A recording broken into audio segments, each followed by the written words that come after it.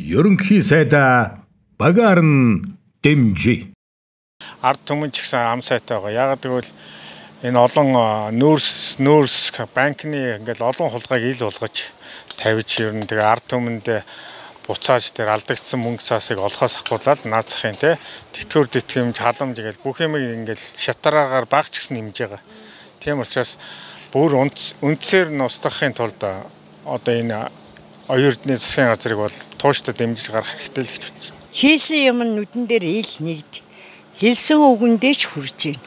Хүн ерөөсөн хийж байгаа хүн ажил хийж байгаа хүн сайн нэртэй байдгүй шүү. Миний хувьд бол ер нь сүүлийн 4 жилийг одоо өмнөх жилүүдийг бол үнэлэхгүй байгаа. Сүүлийн 4 жил бол ахил дэвшил гарсан гэж бодож байгаа.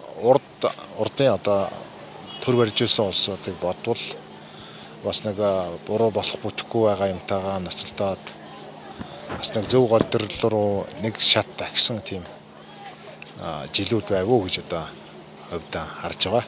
Шүүр ажиллагаа гэх мэтчлэн одоо нөгөө ажлууд тийм ээ. Тэгээ бүтээн байгуулалтын хувьд бол бас зохих хэмжээний одоо урдын одоо алдсан завхарсан энэ үйл явдлуудтайгаа бас тэмцэж шодрог ажиллах гэж хичээж эхэлж байна гэж одоо харж байгаа. Засгийн газрыг бол би үр дүнтэй ард түмнийхээ ажимдэрэлээ сайжруулахын төлөө Монгол улсынхаа хөгжүүлэхийн төлөө ихээхэн ажил хийж үзлээ гэж ингэж сонгогч хүний хувьд бодож байна. Ард түмний ялалт Монгол ардын нам